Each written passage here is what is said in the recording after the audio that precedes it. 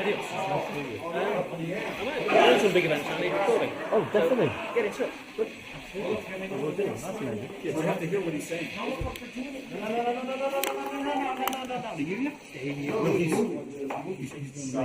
yeah. Gregg, Joe, and Bruce came together as the three amigos. And tonight, we're pleased to introduce Bruce L. Lipton, Gregg Braden, and Senor Joe Dispenza, the three amigos. Please stand up.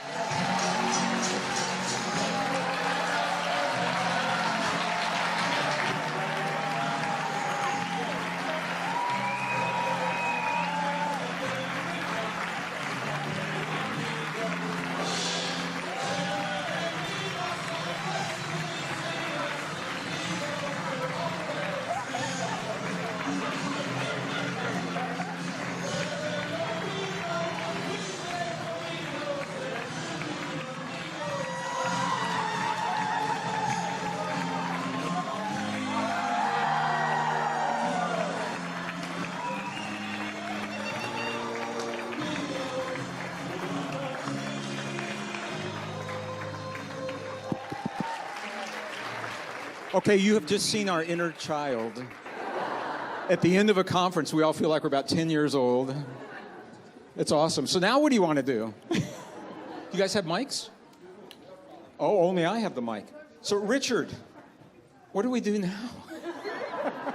I have a mic. Do you want me to begin or... How are you all doing?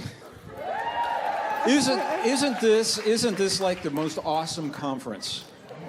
So I got to tell you, we had dinner last night. I was talking to these guys. I said, you know, I'm very optimistic about our planet and about our future and our world. However, if the world ended today, I don't think it's going to, but if the world ended today, wouldn't it be amazing for this group to start the new world?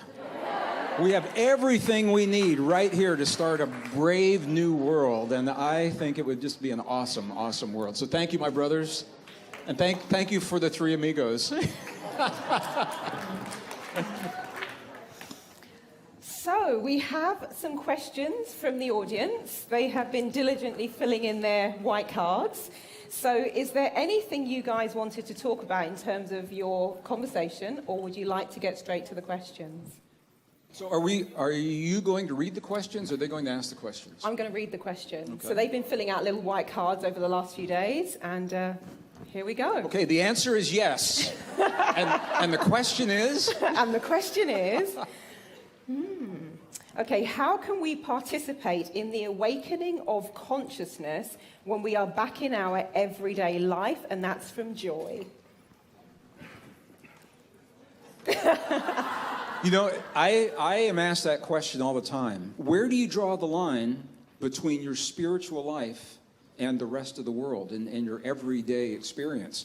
And I want to tell you, the moment you draw the line, you have fallen into the ancient trap of separation and polarity that keeps you separate from the very thing that you love and cherish the most, and that is life itself. So from my perspective, everything that happens is part of your spiritual path. It is impossible, and the awakening, it is impossible for you to experience anything that is not part of the awakening. It's all in our perceptions and how we perceive those experiences. So that's the way I would say that.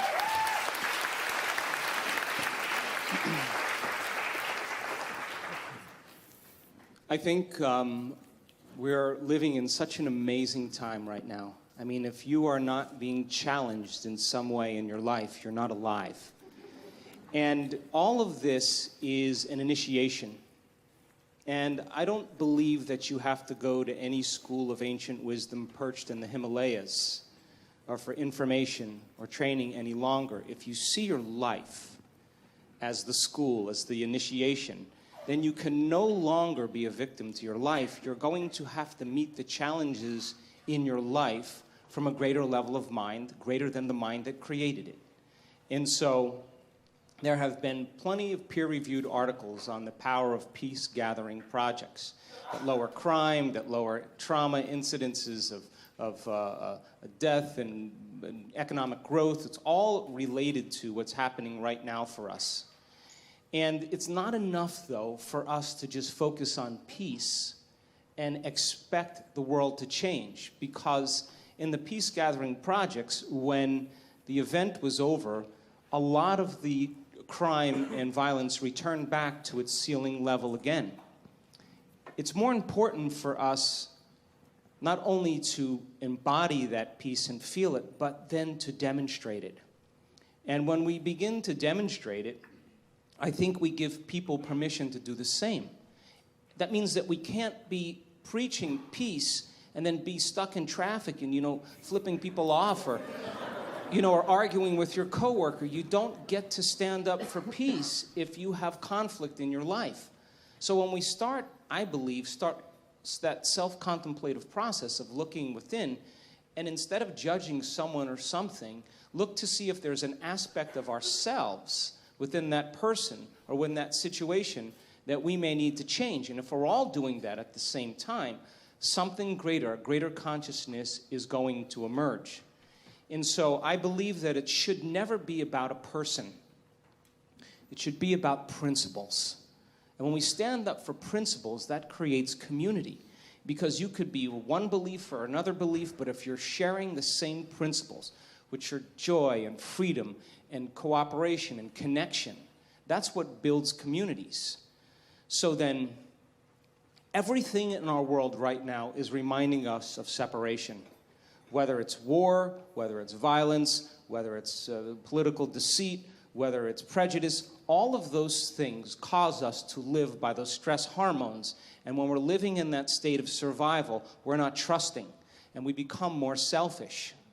So then, starting our day asking ourselves, what would be the greatest expression of myself I'd like to present to the world? And then making the choice to not get up until we are that person, I think that begins to demonstrate greatness. And when there is adversity and when there are challenges in our life, the question, of course, becomes, how do we become supernatural? And that means we're going to have to do what feels unnatural at first. When everybody else is in poverty and lack, that's the time to give. When everybody else is in fear and vigilance, that's the time to show courage.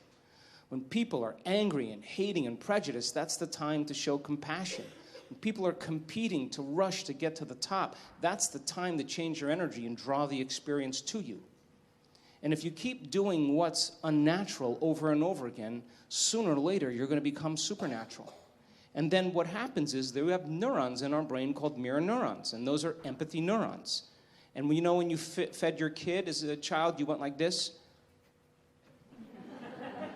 You don't know why you were doing that, but you were unconsciously or subconsciously asking them to mimic your behavior. And they look at you and they follow your actions. And so when you all of a sudden demonstrate greatness in your life, and I don't care if it's just letting somebody ahead of you in traffic or helping someone up or picking up a piece of litter or garbage, and people witness that, they're more prone to do the same. And so we begin to change the world, I believe, by changing ourselves.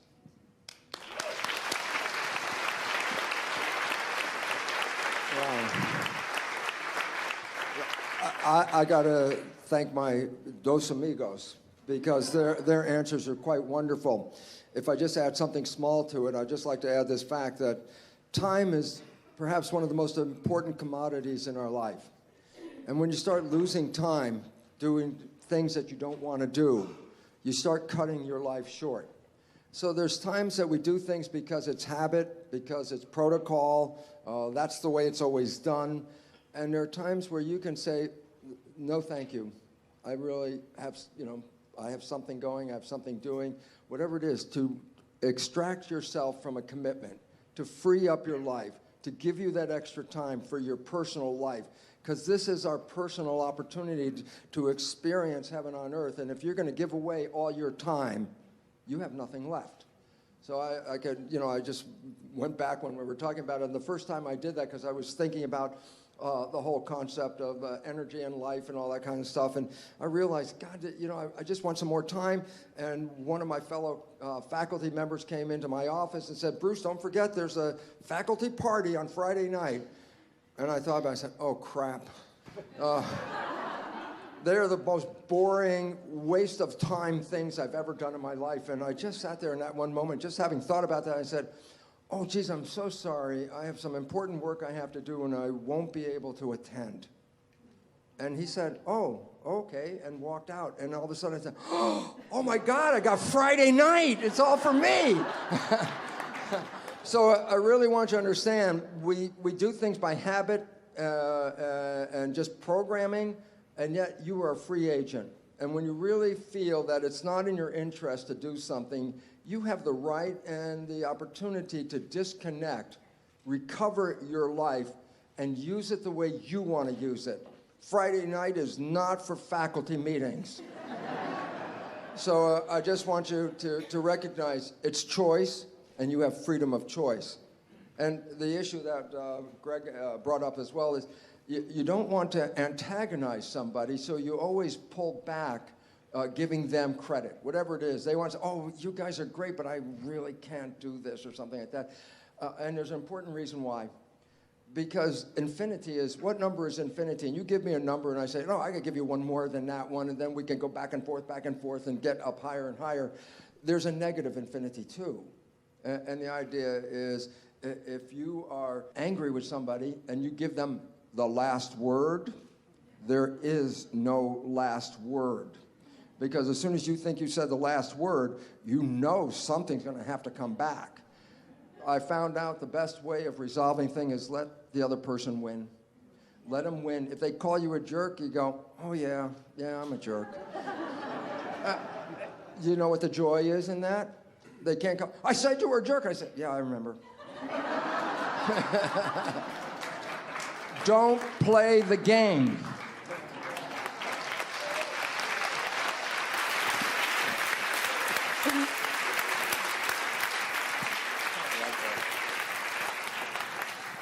So, Gregg, this one does have your name on it, so very fortuitous that you handed it back. Thank you. The question is, does the mind create God, or does God create the mind? And this is from Dr. Neville Wilson. Joe just said he's glad I have this question. It's all about perceptions. You know, and God means different things to different people. And I know what the intent of the question is, but it's all about how we perceive what that question means to us. What the science tells us is there is a fundamental and unifying force in this universe. We call it whatever we want to call it, and throughout the ages it's been called different things. And as the science delves deeper into the fundamental nature of our world in physics, we're finding out more about that force. And that force appears to have an intelligence or a consciousness underlying its very existence. So whatever attributes, this is the thing, it's so big we probably can't even talk about it. Because what we try to do is assign human attributes to our experience and the things that we don't understand. Our ancestors did that. We're trying to do this today. So it's all about the perception of what the word God means to you. I have my personal perceptions. As a scientist on the stage, there's things I can say to you that we know to be true. Personally, again, it's my opinions, my perceptions. But the mind is always trying to make sense of our experience and of our reality. And I think this is where we get into trouble. Because through the ages, it is the different interpretations, the different perceptions of this unifying fundamental force that have, people say, you know, my perception is better than your perception, and we've got a world of religions battling over that right now. But what we know is this. Here's what the science is telling us. In 2008, I released a book entitled The Divine Matrix. Actually, they just put a new cover on it that I have never seen, and at the book table, somebody brought me this book to sign, and I said, that's not my book. And they said, it says it's your book, and I said, well, I've never seen this cover. It's a new cover. But let me tell you, 2008, I released the book, The Divine Matrix, and it was the science that is documenting the existence of this unified field and our relationship to it, as we knew the science in 2008. That book was considered fringe science. Some people even called it pseudoscience in 2008. I went to my own hometown in Kansas City, Missouri, in the middle of America, to do a book signing, and my book was on what was called the occult bookshelf. in the back. I had to go back and get my book to bring it forward. That was then. Now that book is required reading in the physics courses in Canadian and some American universities. Canadian professor. Thank you. Thank you. A Canadian professor called me and he asked for permission. He has a course that is called Physics in Society, and he's using this as the basis for that. And the reason I'm saying that is because this field provides three functions. It is the container, the field that connects all things. It is the container for everything that happens in our experience. Nothing exists beyond this container. It's the container. It is the bridge between our inner and our outer world, and it is the mirror in our external world for what we claim to believe in our inner world. This is the field. So when we look at those functions of the field and we compare those to what our ancestors said God was all about, you see a tremendous parallel, because the old traditions tell us that God knows everything that we're doing, that God allows us to mirror our experiences, and that God is what connects all things. So the language is changing as we learn more, but we know that there is some fundamental force, and the mind is trying to give meaning to that. So that's a long answer to a short question. And did either of you want to tackle that question? It's a no from Joe. Bruce? We can move along. And actually, did you want to? Sure. Go for it. You're going to need a mic. Oh, Mike. Thank you, Mike. Okay. So this question is, if reincarnation exists, how is it possible to communicate with the spirit of a deceased person, ? Where are they at that point, ? And what is the relationship between that point and reincarnated life? And they put love hearts. It's a very interesting and exciting question for me, because as a scientist all my life I did not believe in spirituality. And I was into genes and chromosomes and cells and all that stuff. But in understanding the nature of that membrane that I talked about in the lecture, I started to recognize something which I'm going to talk about tomorrow as well, and that is our identity is not inside our body. Our identity is picked up by protein antennas on the surface of our cells. The reality is our source is from the outside, and the signals get picked up by the proteins and then control the cells on the inside. The significance for me at that moment, besides the shock of, oh my God, I'm not in here, was the simple reality that I said, it's like the body is like a television set, and there's a broadcast coming in. And the relevance about that is sometimes the television breaks, you say the television's dead. And I say, yeah, but is the broadcast still there? And the answer is, indeed, the broadcast is still there. That doesn't change because the body comes and goes. And I said, well, what about it? And I said, well, since we're being picked up by a specific set of proteins called antennas, self-receptors is the biological name, the relevance is, what if a future embryo comes with the exact same set of self-receptors? No two people have the same set of self-receptors. I have to tell you right now, no two people are receiving the same broadcast. And the significance is that if an embryo shows up with the same set of self-receptors, then you're back online again. Now, can you communicate with them? Not through the physical means, because they're not communicating with physicality to us. Now, if you get your recognition, as we talked about, mind is not even in the body. If you get your mind in the outside, there's an opportunity at a level to communicate. Let me just add this one, because this is an exciting story to emphasize the nature of that we're still there. There's a number of studies of people who have heart transplants. And when they receive a transplant for somebody else, they start to pick up characteristics of the person who donated the heart. Now, some people say that's cellular memory. As a cellular biologist, I think you're giving great credit of memory to a cell. A cell is lucky to remember if it's a liver cell or a skin cell, not if it likes chicken McNuggets and beer, okay? But the story I just want to emphasize and close it with is simply this. A young girl received a heart from another young girl. And once the heart was implanted, just shortly after, she had very vivid nightmares of being murdered. And they repeated themselves every night. And so finally, the doctor said, well, where did this heart come from? And it was from another girl who was murdered. And the relevance about that was the nightmares were so vivid that when the police questioned her about what she had seen, they were able to catch the killer. The point was the heart cells are still having the self-antennas of the person who has died. And so as long as the heart was still present, it was downloading the identity into that heart. And the relevance is, yes, the girl's dead, but she's still there. Why? Because if the heart has the receptors, it still shows that there's a source that's feeding this individual person. Between all this particular data, it is profoundly important to understand the nature of some quantum physics, energy fields, and identity, and that we are not in this body. We are being broadcast to this body. To close, my second closing now, I think.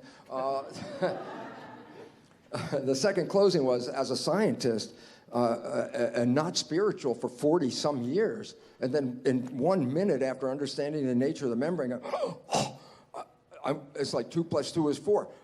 I'm not in here. It was oh my God, I'm not here.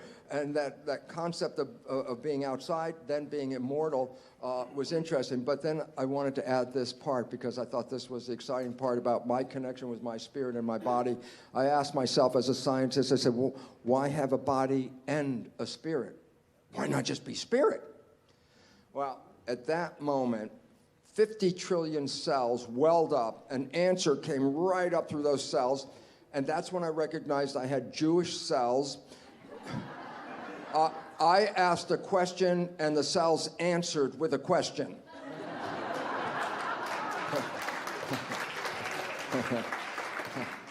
And they're very funny cells, so here's how it goes. I said, why have a spirit and a body? Why not just be a spirit? And the cells welled up and said, Bruce, if you're just a spirit, what does chocolate taste like?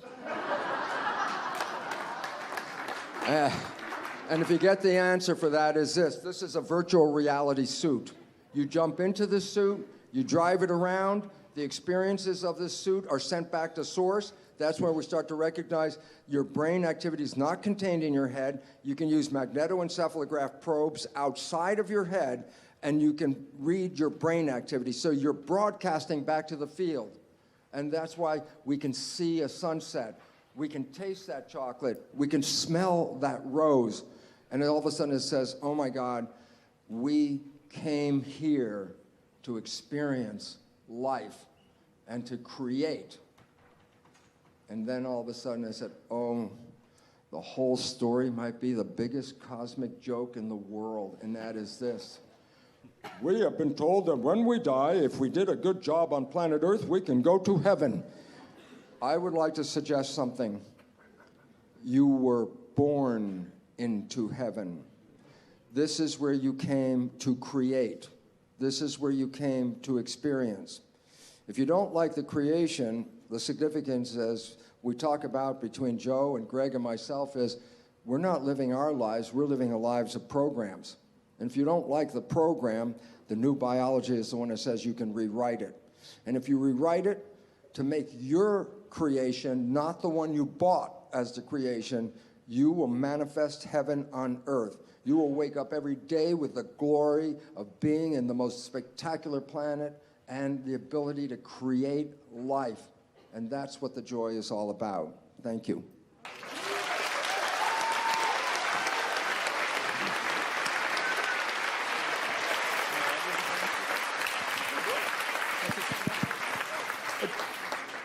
Thank you, Bruce. Amigo. Not much I can add to that, but one piece that takes it well beyond the realm of theory. Scientists now are very, very certain that our memories, let's make it personal, it's about you and me.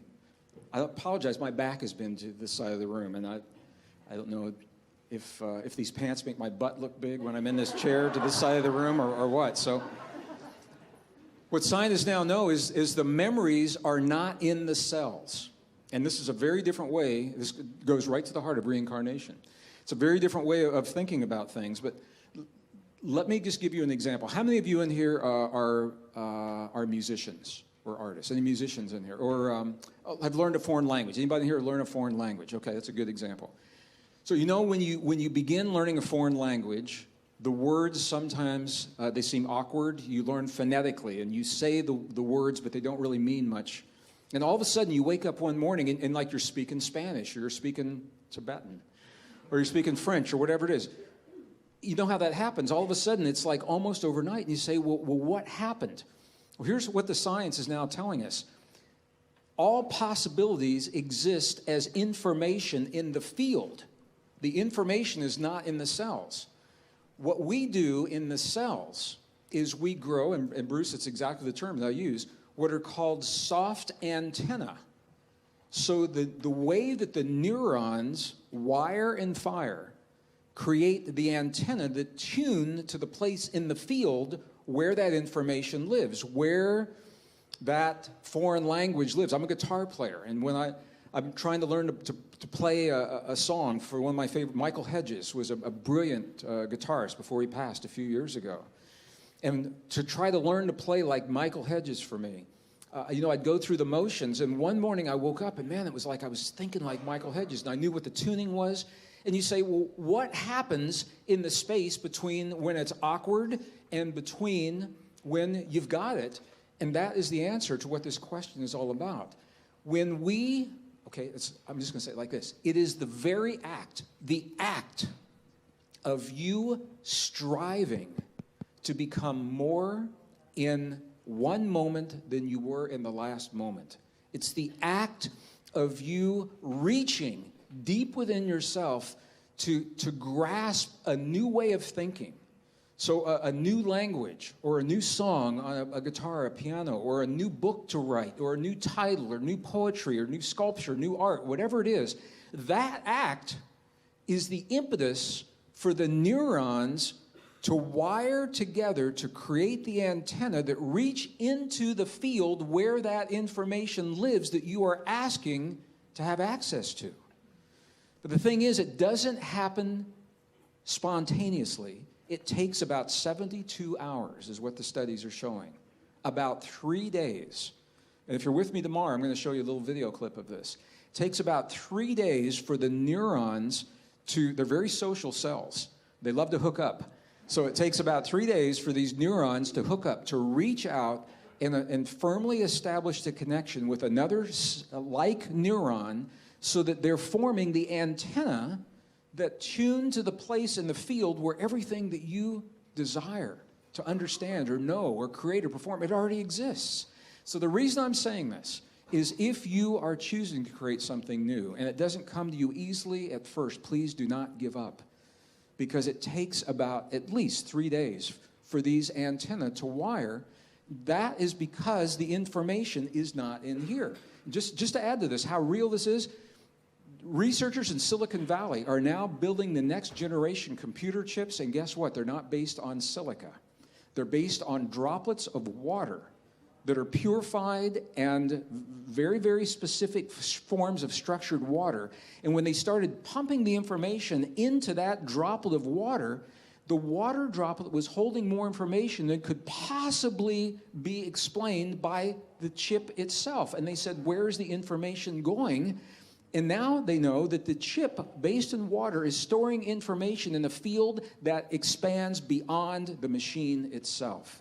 It is in the field. And that could not happen if these ideas were not correct. So I'm showing you it's going beyond theory, that we're actually moving to build the machines to reflect what is happening in nature, what's happening between you and me. So when you think of all of those things, back to the idea of reincarnation, what we're doing is we are tuning to information in the field.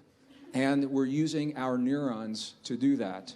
And that, I think, is, and this is what all of our work is all about, the emotions that we have, the heightened emotions that Joe talks about and I'm talking about, those emotions are what trigger the neurons to combine, to wire in a way so that we can communicate with that field in a meaningful way. So it's a new, very different way of thinking for some people, but this is where the science is going, and I think it speaks directly to the question of reincarnation. Yeah, thank you. Yeah.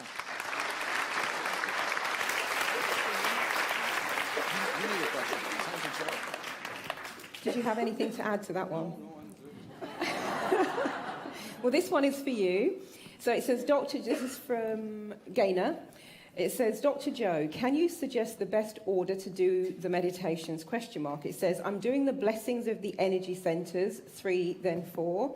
Then I'm doing trance plus the mind movie. Then later on during the day, a walking meditation and another BOTEC, B-O-T-E-C, before bed. So can you suggest the best order and sequence?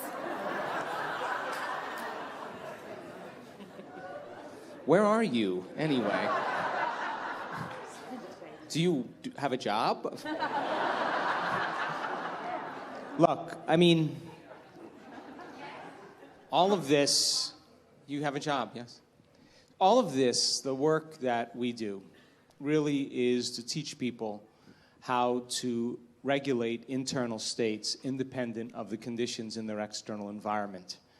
That when you finish a meditation, if you get up feeling the same way as you sat down, nothing really happened. Nothing happened neurologically, biologically, chemically, hormonally, genetically. You're still in the same state of being. But when you get up and you feel like an elevated sense of self, and your heart is swollen, and you have a clear vision of your future, and your energy's different, the question is, how long can you maintain that state?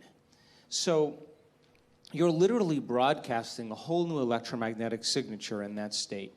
The thoughts tend to be electric and feelings tend to be magnetic. And the way we think and feel is what we broadcast into the field. And what we broadcast into the field is our experiment with destiny.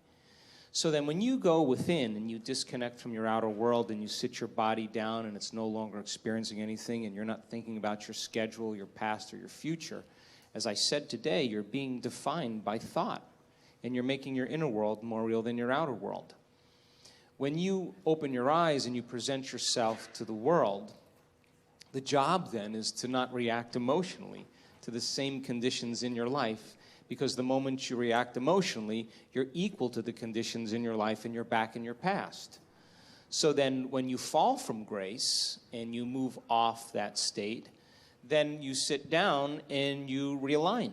You begin to tune in again and you change your energy again. Now, when I'm going through change in my life, or I have a specific outcome that I want to create, I love to get up early in the morning. That's my time. I'm a 4:30 in the morning guy because that's my time.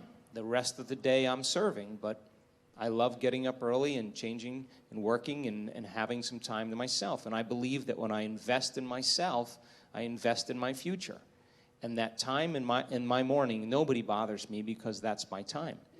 And because of brain waves and brain chemistry, the door between the conscious mind and the subconscious mind is more open. And so if I get up early and I'm kind of between theta and alpha, I don't have to work as hard. I'm not thinking. I just kind of relax into the moment. In the evening, I always ask myself, how did I do? How was one lifetime in one day? Where did I fall from grace? What happened? And so then when I look at seeing how I reacted to someone or something, or I made the choice that I could have made a better choice, I naturally, and we all do this, begin to think, well, if the same situation happened again, how would I do it differently? And that's the act of beginning to come up with a new plan. The act of rehearsing it in your mind begins to install the circuits in your brain, priming your brain so that when the next experience happens, you could modify your behaviors to do a better job in life. That's called plasticity. So it doesn't matter for me what meditation I do any longer. I like to just get up in a new state of being. And so if you're doing the blessing of the energy centers in the morning, you're aligning your autonomic nervous system. You are literally, each energy center is tuning into a different frequency. They all have their own frequency, their own energy. And as you do this properly, and you're doing some of the more advanced blessing of the energy centers, you are actually drawing information from the field into your body. And if all disease is a lowering of frequency, when you begin to pull that energy into your body consciously, you're going to raise its frequency. So that's a great thing to do. If you're doing a meditation in the evening, of course, pick a meditation that changes your energy. But then, you know, the idea is not just to meditate so that you can keep meditating. Your job is to actually see what the effects you've produced in your life as a result of it. I mean, why else would we do this? So then, if you decide, okay, if I'm taking time out of my busy life to emulate the divine, a creator, then if I'm going to create something unlimited, I better feel unlimited. If I'm going to do something magnificent, I have to become magnificent. And if you keep doing that over and over again, it will begin to become more readily available to you. It'll get easier. So then, to not be seduced by the external environment and not fall from grace and be able to execute and maneuver in your life from a different energy and lead with your heart and begin to make different choices and not return back to those old states, that's why we do it. Because we want that new energy to become constant in our lives. And so when we're in that energy all the time, that's when the synchronicities and the serendipities and all those wonderful coincidences begin to happen.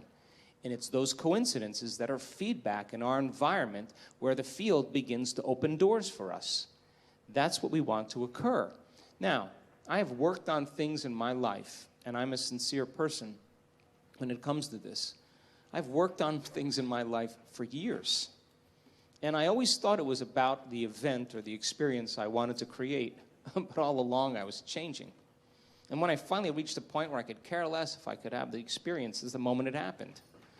But all along, the divine, the loving intelligence, this mother-father principle, of course, it's observing us into life. We are vitalistic, energetic beings that when we begin to unify all these principles that we're talking about. You can't get this in one sitting. You can't. You have to keep understanding it, keep reviewing it, keep redoing it, keep experiencing it. And the new experience then causes you to dream in a way you would have never dreamt before unless you had that experience. And that's how God gets to know itself. So then, I don't care what meditation you do. I just like the fact that you're connecting. And the more you connect and the more whole you feel, the more natural it becomes. And then, of course, the next experience then causes you to dream in another way. And what I know from my own experience and many students, it's not about material things. It's about those mystical moments, those transcendental moments, those moments where your jaw drops and you are in awe of life, those moments that take our breath away, that cause us. And this has happened to me so many times. Every time I have one of those experiences, I think to myself, I got this all wrong. I've got this all wrong. Joe Dispenza, some veil has been lifted, and now I'm seeing more clearly about the way things really are. That's why we're doing this, to uncover the mystery of the self. So don't overdo it. I have people say to me, hey, I missed my meditation today, like I'm supposed to go like this or something. And I say to them, eyes open or eyes closed? You know, well, eyes open or eyes closed. You know, when you're passionate about something, you know, when people can't get up in the morning and they can't get out of bed, I'm going to tell you why. Because they can predict the feeling of everything that's going to happen in their life. And their body's resigned to the familiar. It says, oh, another mundane day. But remember when you were a kid and you were going on a field trip? What happened then? You were up and dressed and ready to go before your parents were up. You know why? Because you knew something unexpected was going to happen. That's how we should live our lives. Waking up with the understanding to expect the unexpected, and something unusual should happen in our life as a result of our efforts. And it's just those beginning moments where it begins to happen that we begin to prove to ourselves how powerful we really are. So take time in the morning and the evening and the rest of the day. Check in with yourself at certain times to see if you're still in that energy. And if you're not, excuse yourself for a second, raise your energy, and step back into your life. And if you keep doing that over and over again, you'll become less frustrated, less impatient, less judgmental. It'll just become something of the past, and you'll be someone else. Thank you.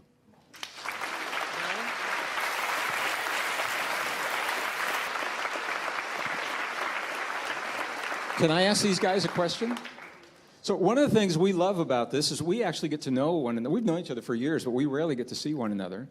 So I'm learning more about you guys right now than I have for a long time. I'm just laughing because when Joe gets up, his getting up time is my going to bed time. And so I'm curious, and it's just different rhythms, except I have to say, when we do these conferences, I am so wired and excited to be with you. I'm usually up 3:30, 4 in the morning. I wake up thinking about being with you, and then I try to make myself go back to sleep so I can get what's called a reasonable night's sleep so that I can wake up again and come and actually be with you. So, Bruce, what are your rhythm? What time? Are you a night person or a day person, or what do you like to do? Nighttime. And I feel it because when I start trying to do work, conscious work and all that, it's sort of like less static is in the air when everybody's sleeping. Yeah. So when you write your books, do you write them more in the daytime or nighttime? When you write your books, daytime or all the time? Yeah, Joe and I, we were talking about this. Our most recent books, Joe honored me with the invitation to write the foreword for his new book that comes out in 2 months. And I did. I accepted. And he was asking me, he said, pardon me? What's it called? Becoming Supernatural, How Common People Are Doing the Uncommon. With a foreword by Gregg Braden. I just have to tell you this, Joe. I don't know if you've seen the cover. They put my name in big letters at the top of the cover of your book. Oh, thank you, my brother. So he was asking me. He said, "When did you find time to write this?" And most of you know I take, and some of you are in the room. I take a group to Peru, usually once, sometimes twice a year. And I've got a 7-hour flight from Dallas down to Lima. I formulated your foreword on the flight down. I thought about it 3 weeks while I was there, and then I wrote it on the 7-hour trip back is actually when it happened. So people, they sometimes say, well, when do you guys find time to write? It's whenever. I mean, hotel rooms, airplanes, delayed flights, But I want to tell you, the writing is the easiest part. It's the formulation of the ideas. That is where the action is, and that can happen anywhere. That can happen on an escalator, in an elevator, in a conference. So I was just curious. I was listening. It struck me that he goes to bed when I'm waking up because our alpha rhythms are very, very different. But fortunately, there's enough overlap and wake time that we can do these kinds of things during the day. So thank you. By the way, it's very interesting because that bewitching hour between 1 and 4 in the morning is when melatonin levels are at their height. And that is that verge of the mystical. That's when our brain waves are in alpha. We're in that creative state. And even in theta, we're actually piercing the veil where we're actually in contact with more information because they're too tired for your analytical mind to really care. The analytical mind just finally gives up. And if you just get past that hump, and all of a sudden you get a second wind. And a lot of my friends that are musicians and artists, they love that evening time. That's the time they create. And me, I like to wake up when everybody's asleep at 4 in the morning or 4:30 in the morning, and it's quiet and I can start my day really fresh. That's just me personally. But it's the same principle. You wake up in the morning, you go to bed at night, your brain waves are changing, your brain chemistry changes. The door between the conscious mind and the subconscious mind is wide open. So, Richard, how much longer have we got this evening? 1 hour. Say that again? He says one more question. One more question? Okay. Richard has spoken. Okay. So this question, I really wanted the personal question for Gregg, but that's not fair because it leaves everyone else out. So you're getting off the hook. So the question we have is about transformation. So it says, we have heard a lot about the transforming power of thoughts. So I think you might want to start with this one. How in practice do we transform our thoughts so that they can transform our lives? ?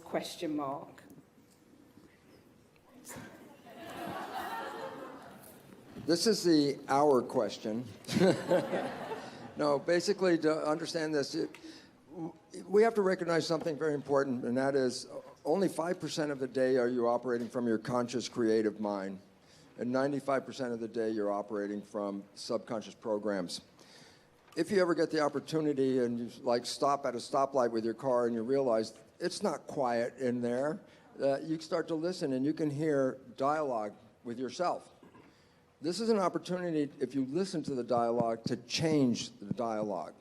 You can hear it and you can say, oh, that's not going to happen. You go, no, wait, that can happen. It's going to be great. And you have to really feed this back because you are creating. If you let the subconscious mind use its terminology and its, what it wants to create, you're going to get not necessarily what you want. It's the conscious mind. The significance is this, is that 95% of the day, then we're coming from subconscious. We're programmed already, and our lives have been programmed before age 7. And then I say, yesterday I said The Matrix. I said we've all been programmed. I said it's a documentary. But then I said, well, what would happen if you stopped playing the program? And the answer is so wonderful because all of you have taken that red pill at some point, and that was when you fell deeply in love with somebody. And I say, what was happening when you fell deeply in love? And I say, for the first time in your life, you stopped thinking because everything you wanted is now right in front of your face. And when you stop thinking and you become what is called mindful, then you are in absolute control. I say, look, your life could suck every day until you met this person, and then heaven. In 24 hours later, you can experience heaven. And what was the difference? You stopped thinking and started being present. And so it becomes important if you want to transform, then you stay present and you repeat what you like, and repetition is what will reprogram your subconscious. So as long as you stop the old talk, put in what you want, and repeat what you want, you have an opportunity to rewrite any program in your life. And it's really important. I'll be talking about this tomorrow, but it's basically an understanding that the two minds, conscious and subconscious, have different functions. Conscious mind is creative, primarily. Subconscious mind is habitual, primarily. More importantly, though, they learn in different ways. The conscious mind, being creative, can learn in any number of ways. Listening to my brothers here, you could download stuff right now and just learn that stuff, okay? Conscious mind, being creative, read the self-help book, watch the video. Even just go, aha, you can change conscious mind. The problem is subconscious mind is the habit mind. And habits do not change easily for great benefit. For example, when did you learn how to walk? Most everyone have learned how to walk before 2. Did you have to relearn how to walk? Hopefully not. I say, well, you could be 40, 50, 60, 70, 80 plus years, and you're still using the habit program. So the emphasis on subconscious is not to change easily, because if it does, then habits don't exist. So the issue is, then how can you change the subconscious mind? And there are 2 fundamental ways, because the first, these are natural ways. How did you learn in the first 7 years? Hypnosis. So auto-hypnosis is a way of putting in a new program and transforming your life. After age 7, how did you learn after age 7? Repetition. You repeated. You made habitual habit out of the thing that you wanted. And so this is where the fake it till you make it part comes in. But the issue about it is you have to recognize the biggest error that we have is that we think that if our conscious mind just became aware of something, that our subconscious mind has that information. Absolutely not. So if you want to transform and you want to get out of the old program, just educating the conscious mind will not do that. You have to do some exercise, some process, something. Energy psychology is a new way of changing beliefs as well, very rapidly. But the point about it is transformation, you have to do something. It's not just because, oh, wow, great idea, now my life has changed. That doesn't work that way. But the moment you understand how you can train the subconscious is the moment you are free, because then you become the programmer of your own life.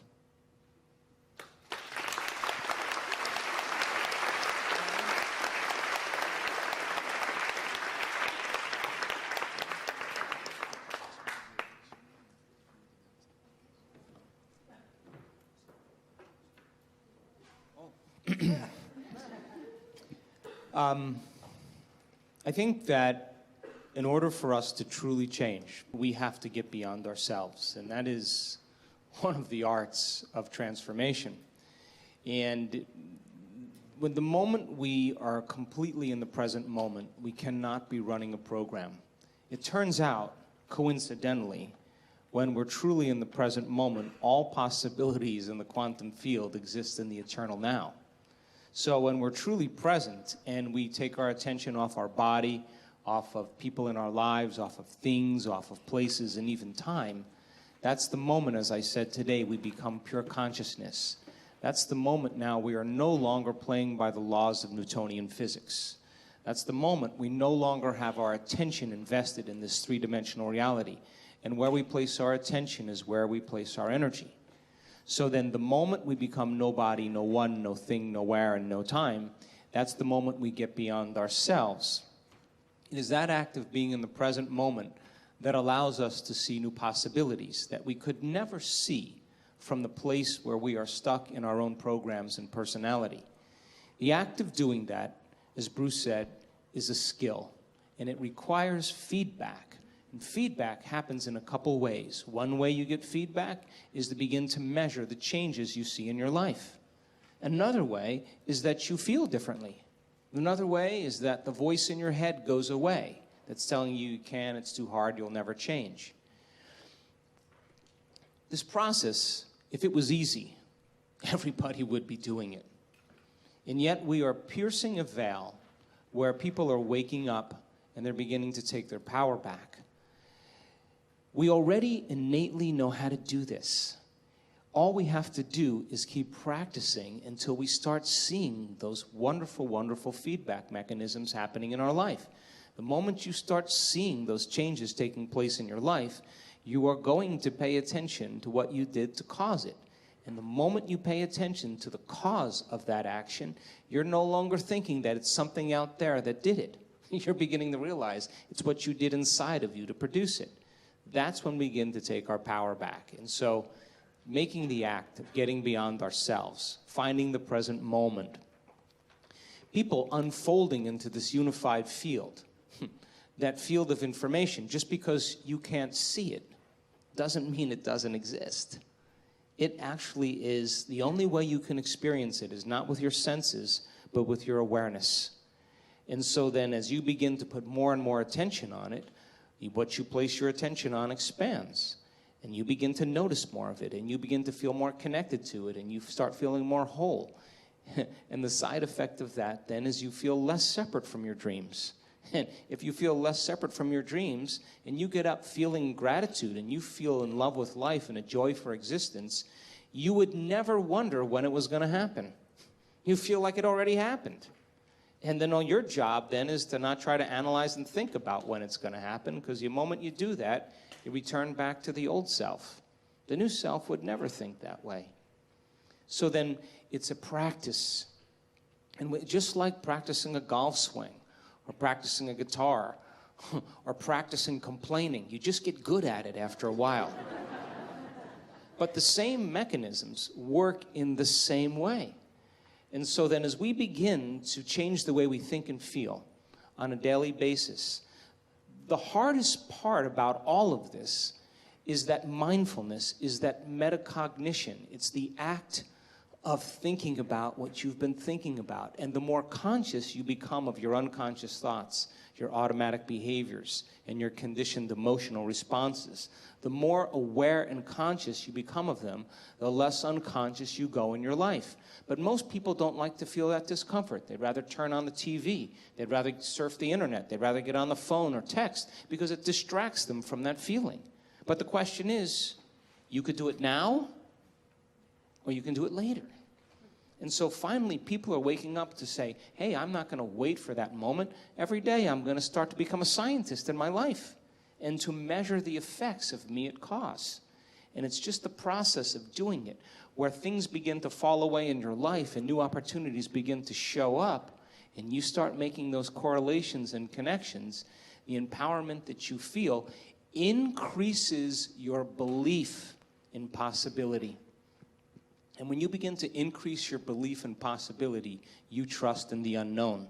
Can't trust in the unknown when you're living in survival, The unknown is a scary place in survival. We are conditioned to run from something that's unknown. But yet, when you are truly in that elegant state, and your heart is open, and your mind is clear, and your brain is coherent, the unknown becomes an adventure. And now we have to lay down the very thing we used our whole life to get what we want for something greater to occur. And that means that we don't have to go and get it. If we truly change our energy, we draw the experience to us. And now that's when it gets fun. Are you going to ask a wrap-up?